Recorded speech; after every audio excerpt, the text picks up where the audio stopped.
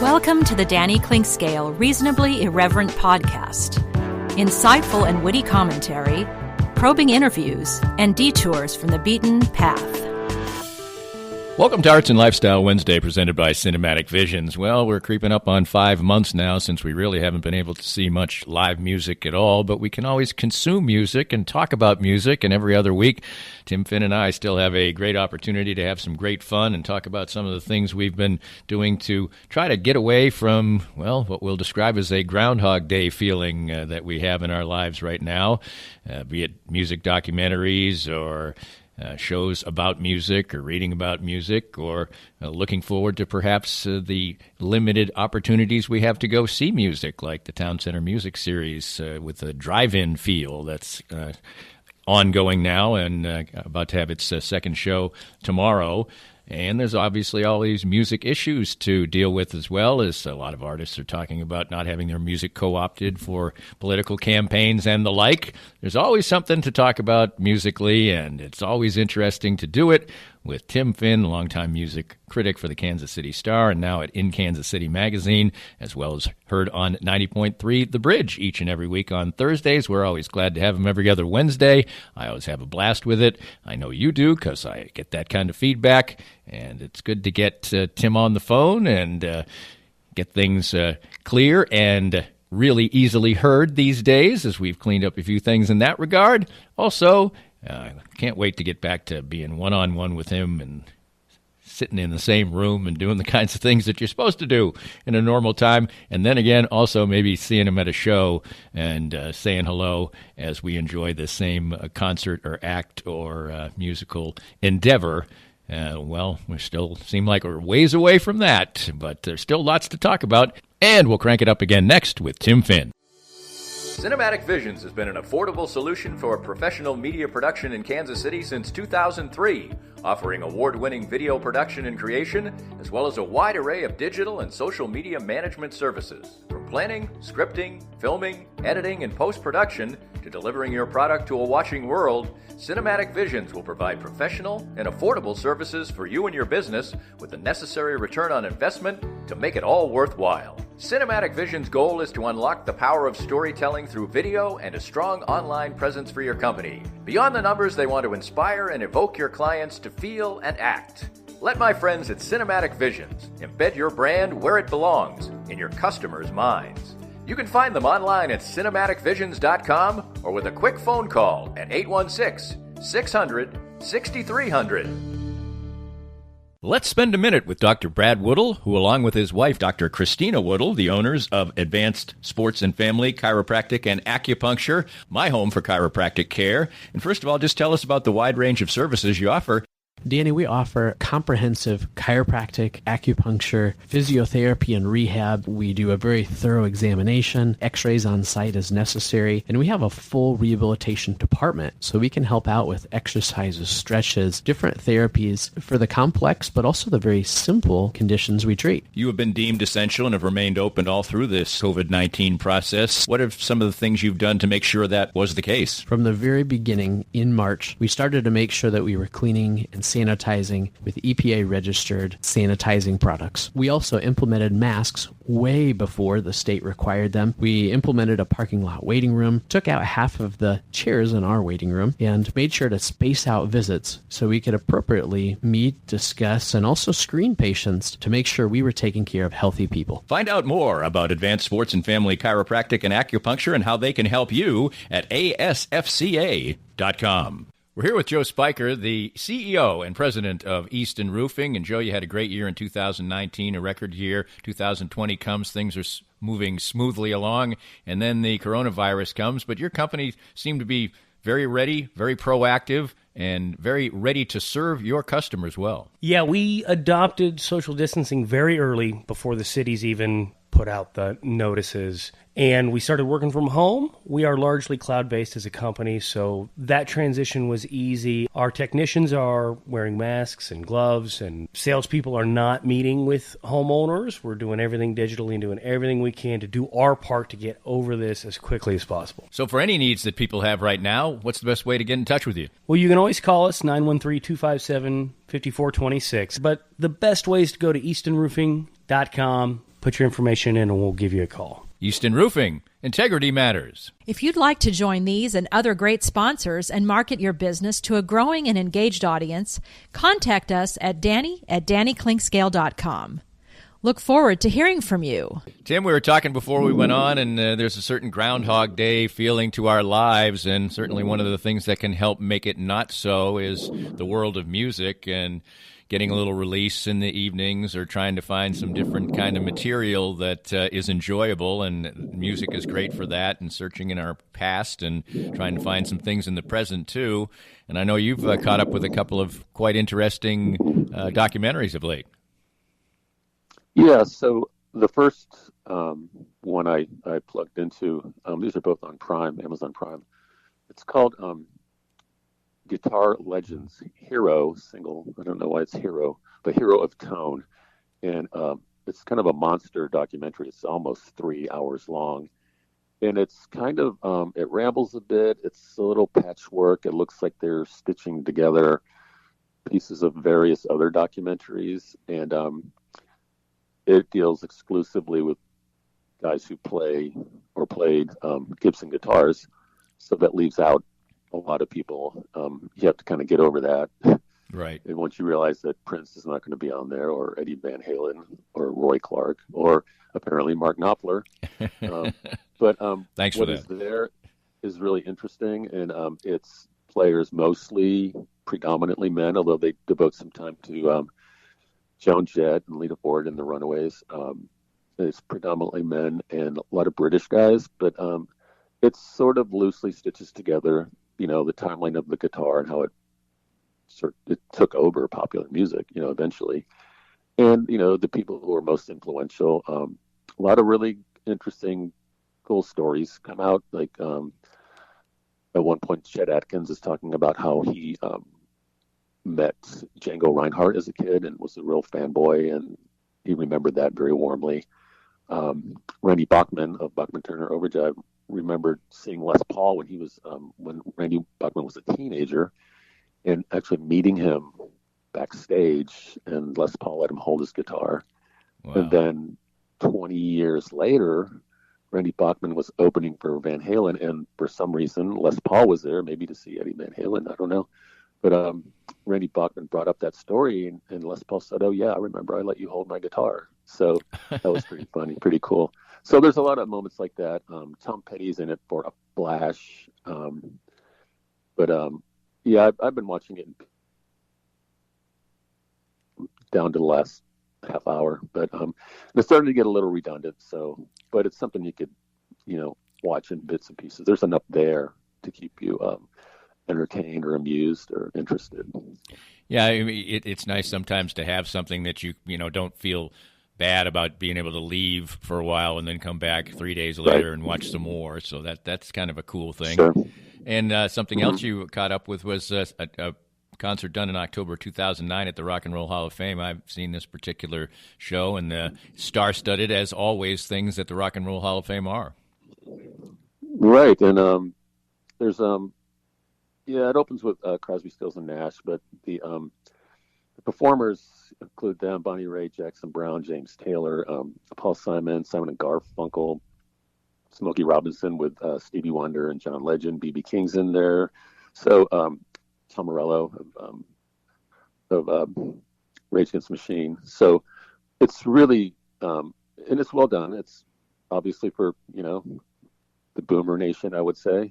But it's still really, really inspired performances. And so I was telling you before we started talking, I remember what I remember about this specifically is that Springsteen played at this event, and it was 2 or maybe 3 days after he'd had to cancel a show here in Kansas City, like an hour or two before showtime, probably 2 hours, because a member of his road crew, who was his cousin, died. What they discovered later was of a drug overdose at a hotel in Kansas City.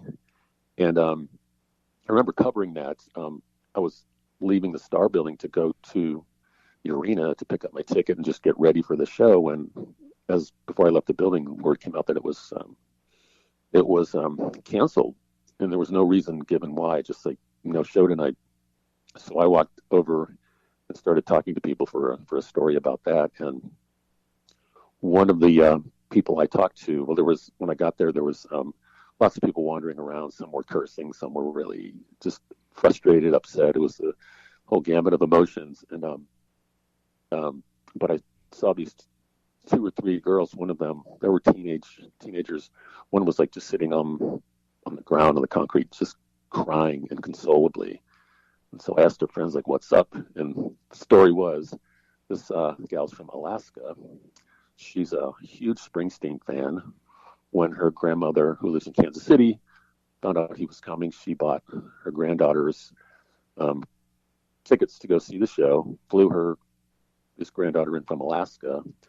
They had tickets in the pit, which, is how he does that. You get tickets in the pit, and then you get a number, and the lower your number, the closer you are to the stage. And they had a really low number, so they were just absolutely psyched to be going, to be where they were going to be standing. Would have been her first time. And they were at the doors when security people were getting ready to open, and then the security people retreated and then came back with signs that said, "Show's canceled, sorry." And so they were just absolutely crestfallen. But this poor girl, she couldn't even talk to me. She was so upset. But that was really crushing. But there was also this anger with Springsteen for, like, why did he wasn't, and it's not like he was in the band, So there was some backlash for that. And then when he shows up at this Rock and Roll Hall of Fame concert 2 or 3 days later, there was even a little more resentment. But right. That's just kind of I reminded me of that when I was watching this. Like, oh, wait a minute, this is the show he did, days after canceling a show here, and he didn't return for another 3 years. He said he'd be back, and it took a few years. But yeah, that was super disappointing. But it was way more disappointing for some people than others. Yeah, absolutely. That's like the trip of a lifetime, and all she's got now is a disappointing story to tell. When he came back 3 years later, so that wasn't like a makeup for that show. That was just a separate thing. So that show was like, you're out, you just get a refund. Right, yeah. It was not the same tour. That when he came back, it would have been November of 2012. When he had, it was after Clarence Clemens had died. So he had Clarence's nephew, I think, was part of the band, is the new sax player. But he also had a horn section and backup singers. It was by far the best Springsteen show I've ever seen. And I haven't seen that many, like maybe 4 or 5. But and I sort of conveyed that in my review. But I got an email a few days later from someone who said he'd been to, that was his 112th Springsteen show. And he goes, and that is a top 3 easily. He said it was that good. Like, wow. It was, I've never seen him as on as he was that night. And I went with my wife. We weren't married at the time, but she was not much of a fan. Just nobody she ever really got into. But she was really swept away by the energy and by his charisma and by how just uproarious the crowd was the whole night. It was just one of those nights where you leave and you're exhilarated, but also sad that it's over. Because right. There's, you don't have that to look forward to.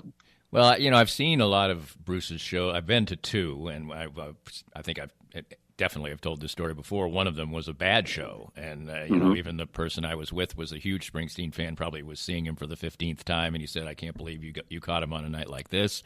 And but that's exceedingly rare. And one thing you always see in any performance by him, be it at the Rock and Roll Hall of Fame or at a concert, and everything, I mean, he there's no mailing it in ever for Bruce Springsteen. It seems. No, I mean he's I think, and probably as he gets older and he knows that these days are winding down, he's not going to be able to do this forever. And he probably appreciates it, having the opportunity every night and he speeds up the crowd so much, as much as anybody. When he came back a couple years ago and did the River Tour, where he just did that record start to finish, and then the rest of the show was all his hits and everything. But that was a little. I wasn't feeling that, because I think people love that record. It's not my favorite. It's probably not even my top 5 Springsteen records. I think it gets a little redundant, and by the time they were getting into the second half of that record, I was starting to get bored. And so it had nothing to do with his performance. He was really into it, but it just felt like it wasn't a natural set list for him. He was beholden to the way the songs were on the record, and I thought it flagged a little bit. He recovered in the second half, but so I've seen him a couple of times where it's been, B plus, but not. That show in 2012 it's like, a favorite of a lifetime for me. Well, we watched, I think a couple months ago, we had DVR'd his Broadway show, and we started to watch it, and I found it interesting, good, but started to get a little redundant, and my wife had it after about 45 minutes. She goes, I'm done with this. And so I never actually even finished it, but which is kind of interesting too, because I was really geeked but in the end, what it seemed like is I have his autobiography, and I made it through about 80 pages, and I couldn't go on anymore. He's a very elaborate writer, and while he's certainly interesting, I never finished the book, or never even, and I don't miss the fact that I did. So that's kind of weird for somebody who really at the top of his game is obviously one of the best. Right. Well, I don't, this may be sacrilege, but I find most rock and roll biographies or autobiographies usually pretty hard to get through. Maybe it's because I wrote about music so much that, I've been inside that, but it takes a lot. Like I can read, the Beatles, history of the Beatles. I've read a couple of those. Those are great. When it's someone there's analysis and perspective included, but just listening to someone retell their life story, it gets a little tedious for me. I read Keith Richards. That was good. I can recommend that one.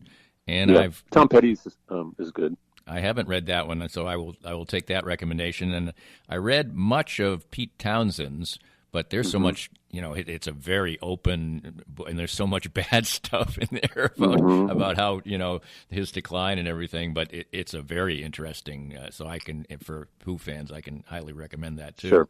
One thing there are some good ones out there for sure. One thing that I've been watching, repeatedly is a little bit of rock and roll cotton candy, to say the least. It's on Access TV too, and it's this little 30-minute thing called Rock Legends, and it's British. And these 3 British pundits, it's always been the same one. Although last night I saw one about Aerosmith, and there was a different woman who was speaking.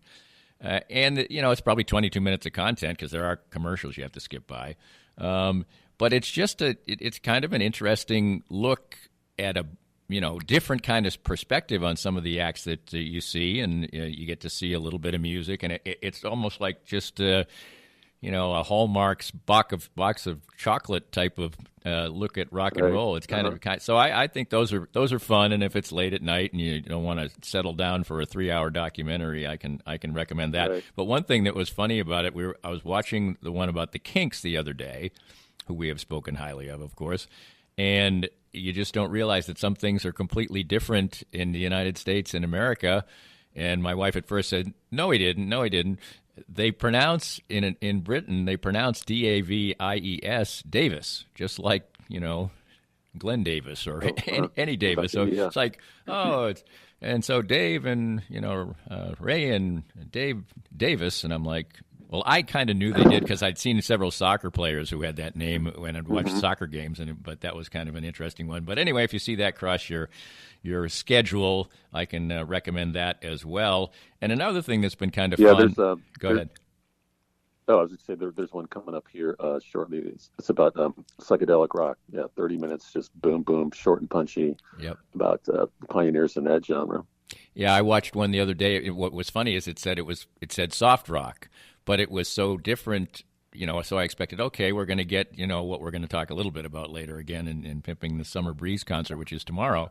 But it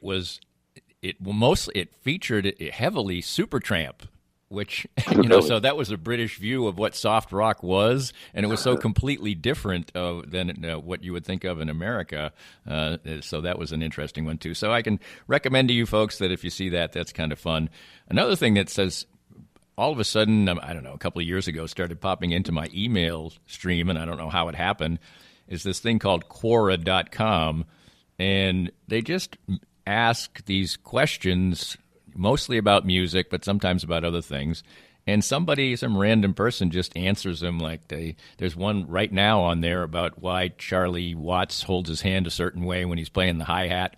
So if you go to Quora.com, maybe you can get that to start to pop into your email stream. So yeah. I can recommend it. That's usually the type of place where there'll be, who are the top 5, American bands, and somebody will, or what are... Like odd facts and trivia. Yeah, odd facts and questions, but it's just one sort of random man or woman, and they just describe who they are, but they're not famous, they're not writer, they're just people, but who are enthusiastic about the topic. So anyway, there's a couple of recommendations for you, music-wise, to keep the Groundhog Day feeling away. And we'll talk some more music, as we always do, with Tim Finn coming up straight ahead right here. More of Danny's Reasonably Irreverent podcast after this. I'm here with Tim Emerson, the owner of Emerson & Company. And Tim, give us an idea of the range of services that you provide from Emerson & Company. At Emerson & Company, we do credit card processing, payroll services. We do bookkeeping, merchant accounts like point-of-sale systems. What would you say differentiates you from other companies in the field, and what makes you special? I think what makes us unique is that we're a small local business making regional decisions on companies. We create a profile for the business and then put it out to our different vendors in a very competitive environment and tailor those needs to the specific business, which usually ends up in a great fit or great result for the company. And, of course, the idea is to save money, right?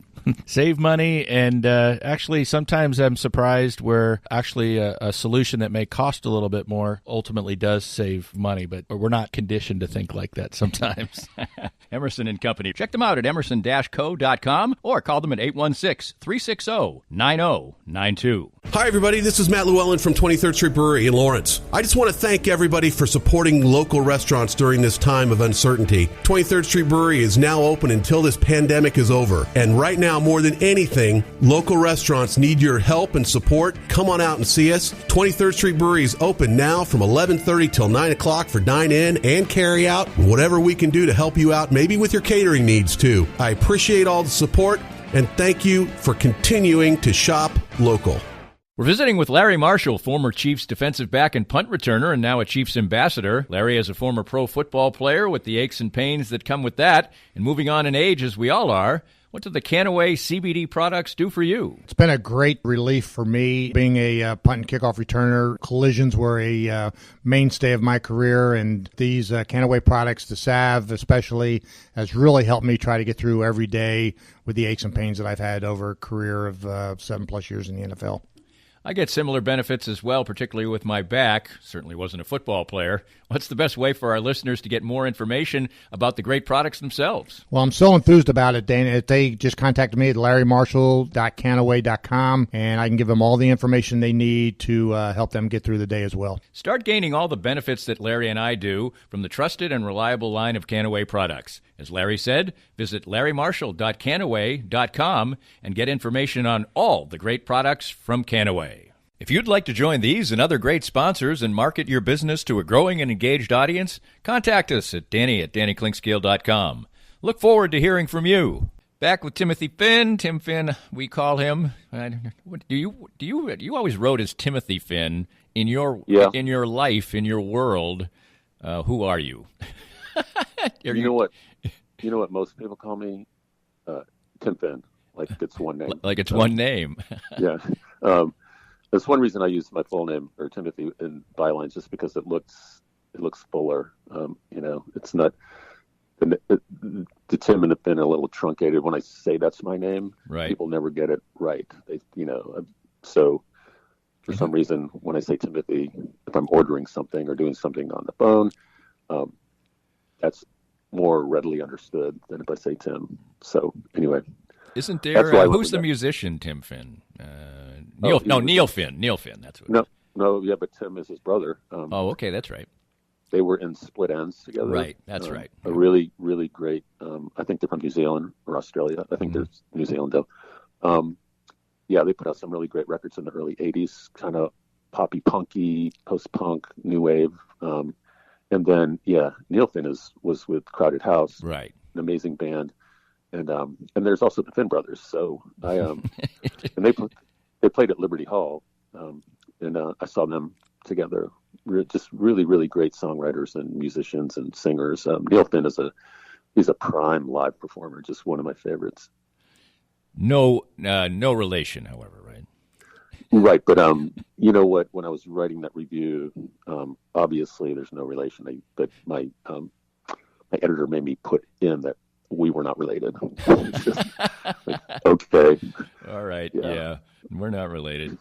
Speaking of, I referenced soft rock before, and speaking of that, whether the American kind of version of soft rock will be featured tomorrow in the Town Center concert series, which started last week with the Zeros, and hopefully we'll get some decent. It'd be just fitting for the way things have gone if it just rained tomorrow evening. Unfortunately, we hope it doesn't. But Summer Breeze will be playing. We've talked about them often as really taking what some people think of as kind of cheesy music and realizing that it has some sophistication, and if played well, the songs are all really catchy. People have fun, they dance, whatever. That's I'm going to go, so I'm looking forward to that tomorrow night.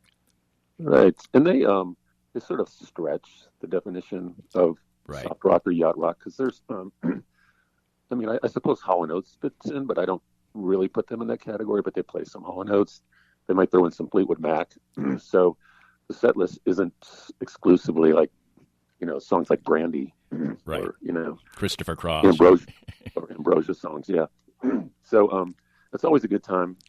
It is rain or shine, but I guess if it rains, you can get in your car and put the wipers on and turn the radio on and listen. I sure hope it doesn't. And Billy Brimacom Jr. is our guy who started this. It's probably been 10 years. And Billy runs a group called Steps of Faith, which raises money for people to buy prosthetic legs. He has one. He lost the lower part of his left leg to bone cancer many years ago. And this, as a sidebar, there's a movie out that was filmed years ago by a guy who's a film teacher at KU, Kevin Wilmot, who recently won an Oscar for a screenplay with a Spike Lee movie. Spike Lee, yep. Kevin did a movie about Wilt Chamberlain called Jayhawker, and it's on Amazon Prime right now. I haven't started watching it yet. It's 2 hours plus ish, so I want to find a time where I can watch it start to finish. But Billy on his Facebook page posted this note that he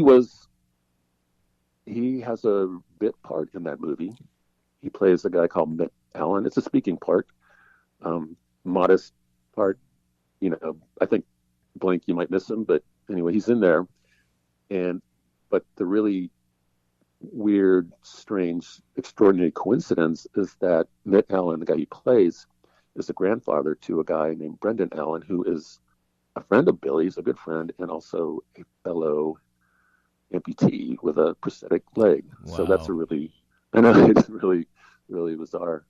But I watched the trailer for the movie. It looks really good, really well done, and it gets into not just Wilt's career at Kansas. It's just the whole racial environment that surrounded it and how the town made way for him. And, he almost left, but was convinced to stay and was treated well enough that he did. So there's a lot of historic material in there, and there's a glowing review of it in the New Yorker that ran last week as they announced that it was going to be on Prime. So, if you're a basketball fan, you don't have to be a KU fan. It looks like it's pretty interesting beyond just Wilt being in Lawrence. Yeah, and obviously Kevin Wilmot now being involved in projects that are of the highest level, allows you to go back and publicize the catalog of things that maybe were under the radar. I remember when that came out here, but nationally it probably wouldn't have gotten the same type of resonation. So anyway, that's a real interesting point. I was just looking at some music news today, and I see from a day ago that Lord, Mick Jagger, and others have signed an open letter demanding clearance for campaign songs. And, there have been some interesting things that have gone on through the years in political campaigns. And, of course, now it's even more divisive than it even was then. But I remember, Born in the USA being co-opted, I think, by Ronald Reagan, I believe it was, or maybe it was one of the Bushes. I'm not positive. I think maybe I'm leaning towards it was one of the Bushes. And Bruce was not happy. And maybe some things like that were the inspiration for these artists saying, no, you can't just take our song without asking. Right. Well, Neil Young had that discussion or complaint or rants about the president using his music at rallies, and kind of said, well, there's really nothing we can do about it, but we would like to be able to try. So it seems like you should need approval, if you're going to, especially because it feels like an endorsement. Absolutely, it does. And, I think sometimes people don't mind. I remember, I think it was, Don't Stop was used by Fleetwood Mac, I think by Al Gore. Bill Clinton. Yeah. Oh, Bill Clinton, that's right. Yeah. No, at least it was a successful one. You don't want to be associated with your song being associated with a losing campaign. So right, and they had the band approved. Right. So there was no contention there. Right. One thing that we've talked about a lot is how musicians are trying to survive in this day and age, and something that was done a few months ago but was released just a few days ago is an instrumental song called Quarantine, and I think it was an inspirational work by Brad Paisley, and Luke Bryan's keyboardist wrote it, but a whole bunch of people from Brad Paisley, Steve Wariner, Jonathan Cain, Thomas Rhett, Justin Timberlake, the Rolling Stones, on and on, are play on it. It is a instrumental, but people can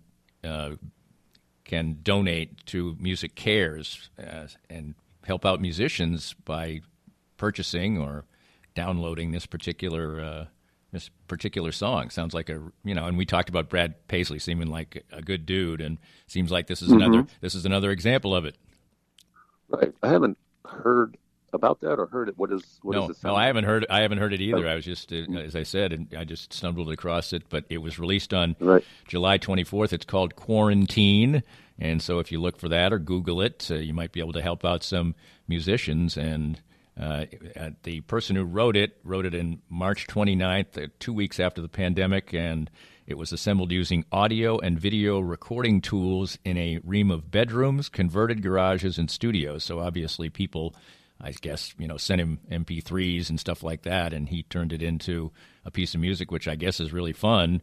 And there's a video that goes along with it, too, which I haven't seen. So subsequent to this recording, maybe I will. So I don't. It says see the video below. It's right in front of me. So anyway, and it provides the ability for you to donate to Music Cares COVID-19 Relief Fund, which was established to assist musicians struggling through the crisis. And and there is so much of that. And in getting close to closing this out, what I was thinking is that, the more this time goes on, will people get out of the habit of wanting to go see live music? I mean, they're just going to be so used to not being able to consume it, and say by next summer, let's be, we keep pushing it back, but say by next summer, there's some degree of normalcy about being able to go to a club or a venue. Will people have kind of, I'm a little concerned that it's going to really, as everything, I think, is going to take a hit. I think that probably some people will walk away from it. It happened with baseball, right? Mm-hmm. After the strike. I think that's definitely a possibility. Either they've lost interest, or they don't have the money to go to as many shows as they did before. that's a big concern, especially since probably there's going to be so many shows going on at once because everybody wants to get back on the road. Right. There's a lot to sort out when, things get started again. So yeah, I don't think anything's a given or guaranteed. But in that vein, as part of this, bill that they're trying to put together in Congress to bring relief, there's a part of it is, I think it's called Save Our Venues. A large chunk of money will go to independent music venues, including some in Kansas City. Great. It has bipartisan support. What? What? Yes. Well, apparently both sides like music. I mean, Amy Klobuchar was behind it. And she was out this week saying, I don't want to imagine, life without live music in this country. So we need this money as much as we need it for just about anything. So maybe something good will come of that. We'll hear soon, I hope, real soon, because time is running out. Was this sense that if venues had to close for more than 6 months, most of them wouldn't make it. As many as 90% would fail. We're getting to that point pretty soon. So, yes, we'll be watching for that. Yeah, let's hope that indeed does pass. The words bipartisan came out of your mouth. I almost fainted, Tim. I almost didn't. Wasn't able to finish the podcast, which now comes to an end. Not a word you hear much. No, you don't hear. Not a word you hear much today. No, you don't. Tim, perhaps I'll see you tomorrow at Town Center for Summer Breeze. I hope we get some good weather. Yeah, me too. Okay, Danny. Thanks. This podcast was made possible by our great sponsors like Easton Roofing, the presenting sponsor of Kansas City Profiles at the Danny Kling Scale Reasonably Irreverent podcast. Easton Roofing, where integrity matters. We hope you enjoyed the latest Danny Kling Scale Reasonably Irreverent podcast. Come back soon for something fresh and new.